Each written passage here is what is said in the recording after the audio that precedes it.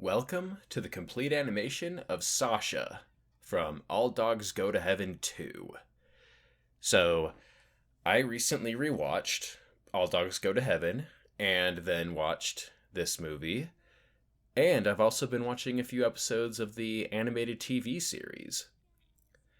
And I have some thoughts. First of all, this first intro animation of this character Sasha is like the best that you get in the entire movie.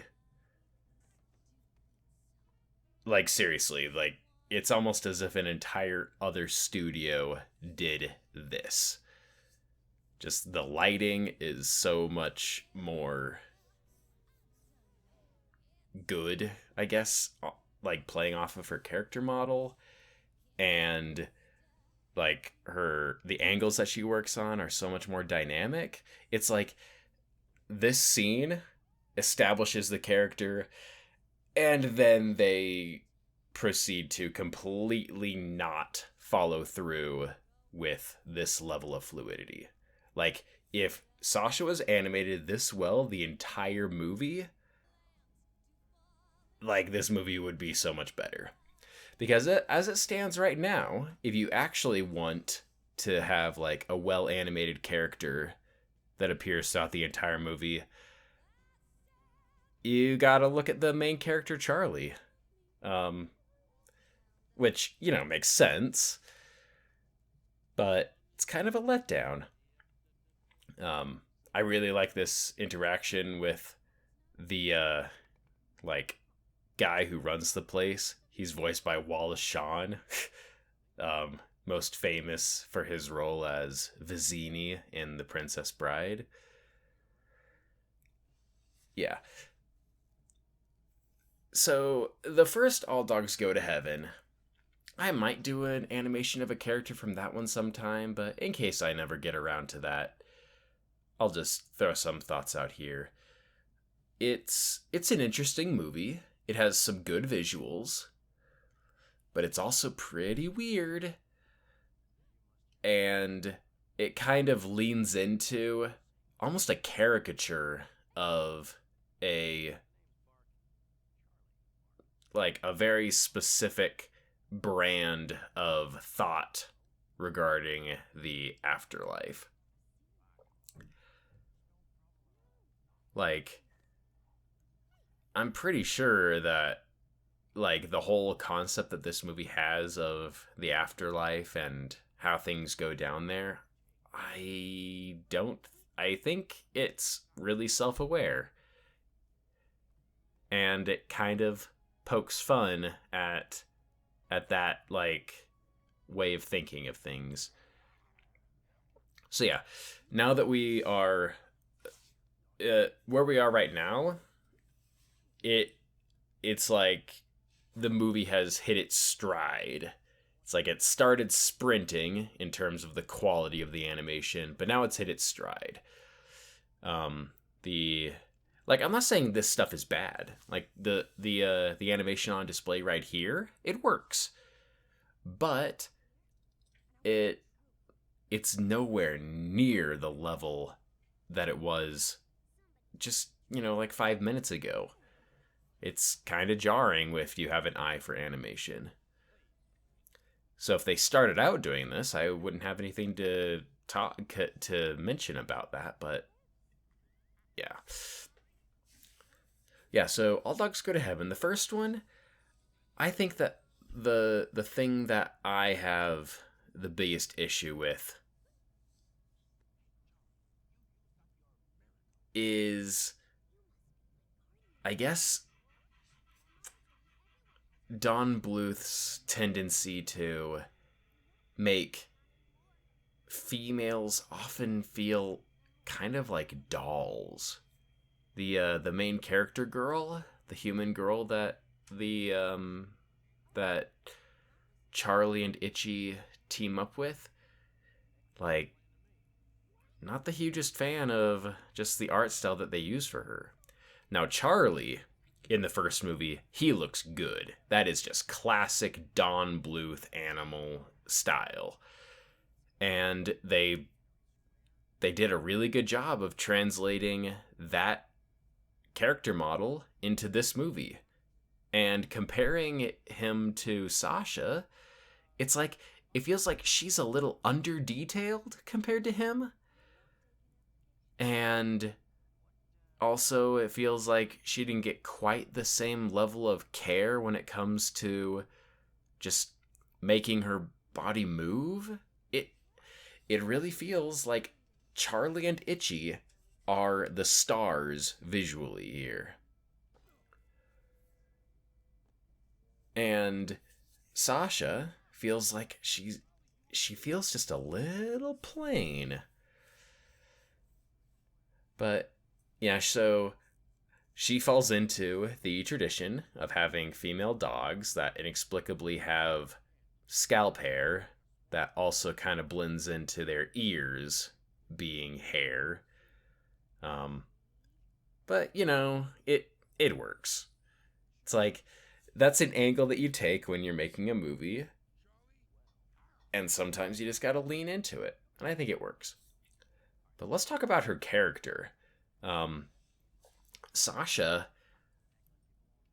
is like, yeah, she's an interesting character. She is an independent dog who found a lost boy and decided to take care of him. And she follows through on that. And the moment that she realizes that he ran away from home, she's like,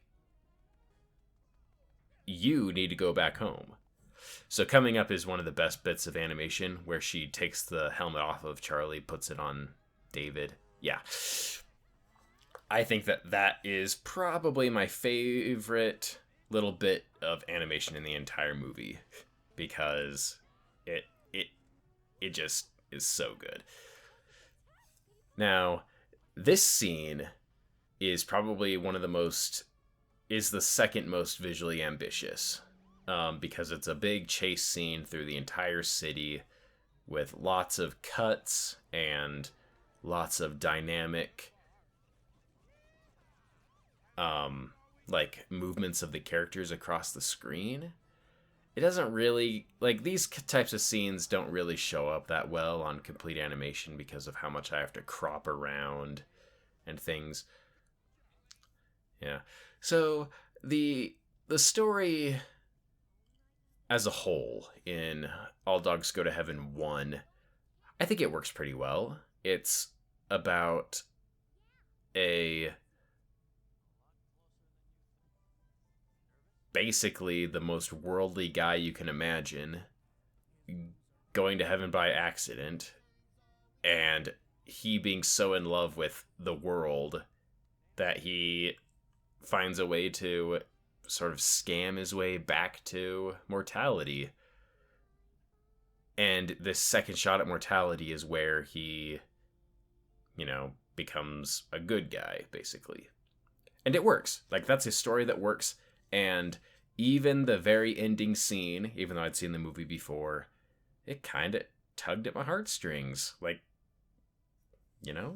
All Dogs Go to Heaven 1 is a successful film. Now, All Dogs Go to Heaven 2 is a completely different story. It has so many moving parts. First, it insisted on bringing back Carface and Itchy and Charlie. It's like, you gotta have those guys, I guess. But then, you have Carface's benefactor, who is this character named Red. And the movie, I feel like they deliberately did not say exactly what he was or where he came from. But, the basic gist of it is he's either a devil or the devil or a demon from hell.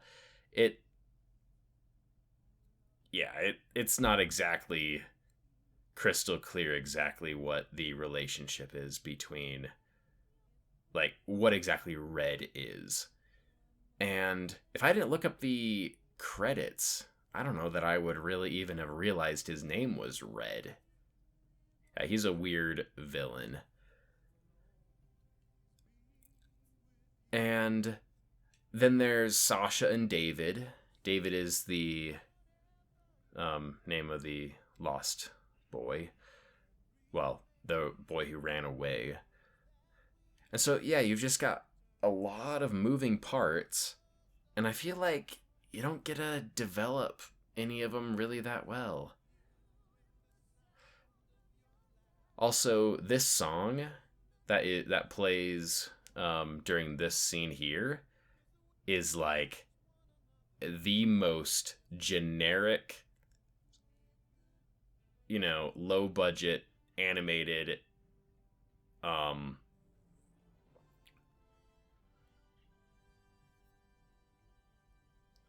sort of love song that you could ever imagine. Like I've seen a lot of straight to video things, and some of those have better songs than this. And it's not just the lyrics of the song, it's the instruments and the whole, everything about it. But it's pretty stark contrast to the songs at the beginning of the movie, which felt a bit above that kind of song. Now, I I think that All Dogs Go to Heaven 2 is a good movie?